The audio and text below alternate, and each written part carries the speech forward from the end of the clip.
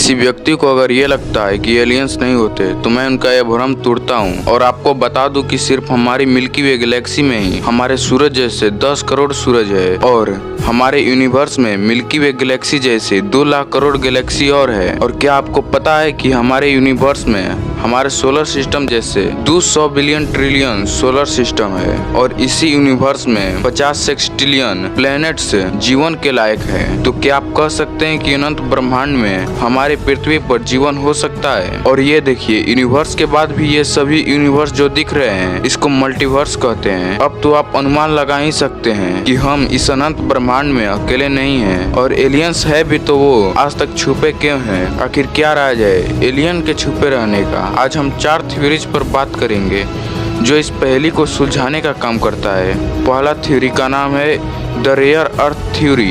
इस थ्योरी के अनुसार वैज्ञानिक मानते हैं कि हो सकता है इस ब्रह्मांड में इंसान ही सबसे इंटेलिजेंट सिविलाइजेशन हो।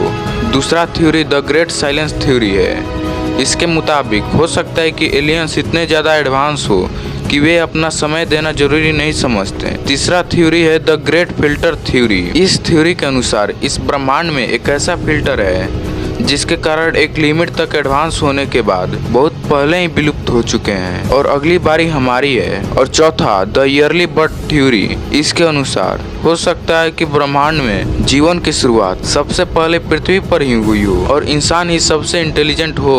थ्योरी तो हजारों है लेकिन सच्चाई क्या है वह किसी को नहीं पता।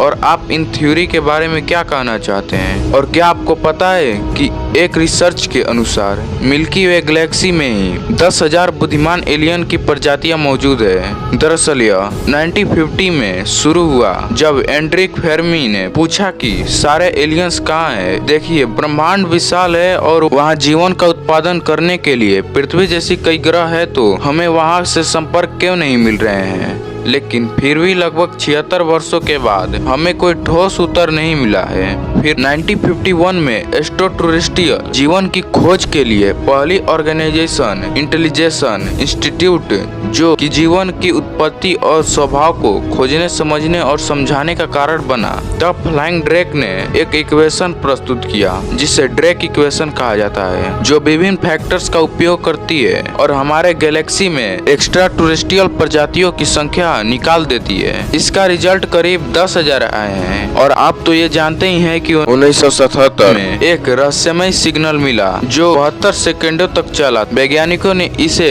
दबाव सिग्नल का नाम दिया जो आज तक मिस्ट्री है। दरअसल बात यह है कि हाल ही में एक और ऐसा सिग्नल आया है जिसे दबाव सिग्नल रिटर्न्स रखा गया है और इस सिग्नल ने वैज्ञानिकों को उत्साह और जिज्ञासा से भर दिया है। क्या यह सिग्नल एडवांस सिविलाइजेशन के एलियन द्वारा भेजा हुआ एक मैसेज है? इसे डिकोड करने की पूरी कोशिश हो रही है। दुनिया भर के रेडियो टेलीस्कोपों के द्वारा अंतरिक्ष को छाना जा रहा है। और आपने तो पिरामिड को देखा ही होगा। जब वैज्ञानिक ने इस पिरामिड को पहली बार देखा तो वो इसकी लंबाई और चौड़ाई की माप देकर दंग रह गए। ये एक पाई का मान था जो कि अजीब बात थी। जब इसे दूसरी तरफ से मापा गया तो यह भी एक बहुत कमाल का विश्लेषण था जिसका मान फाई निकल कर आया। और तीसरी बार इसे मापने पर एक और अजूबा हुआ कि इसकी माप एकदम लाइट की स्पीड की माप से मेल खाती है। यह एक सटीकता है जिसके बारे में कुछ भी कहना असंभव था। अब बात यह थी कि क्या आज से 4500 साल पहले भी विज्ञान आज की टेक्नोलॉजी से ज्यादा बुलंदी पर पहुंच गया था, या फिर एलियन से पिरामिडों के जरिए कनेक्ट किया जाता था,